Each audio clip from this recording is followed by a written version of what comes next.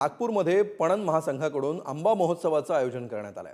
हापूस आंबा, केशरी, पायरी, नागिण या आंब्यांसह देशभरातील विविध जातींचे आंबे या महोत्सवामध्ये पाहायला मिळतात। आंबा महोत्सवाला नागपूरकरांनी मोठा प्रतिसाद दिलाय।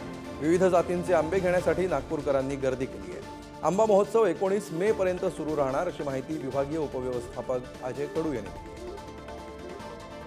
प्रमुख आकर्षण हे आहे की इथले कोकणमधले जे हापूस उत्पादक शेतकरी आहे त्यांच्याशी आम्ही संपर्क करून थेट शेतकऱ्यांकडनं ओरिजिनल आणि नैसर्गिकरित्या पिकवलेला आंबा नागपूरकरांना सवलतीच्या दरात म्हटल्यापेक्षा माफक दरात आणि नैसर्गिक पद्धतीने पिकवला आणि ओरिजिनल रत्नागिरीचा हा मिळण्याच्या दृष्टिकोनातून हा आपण महोत्सव घेतोय।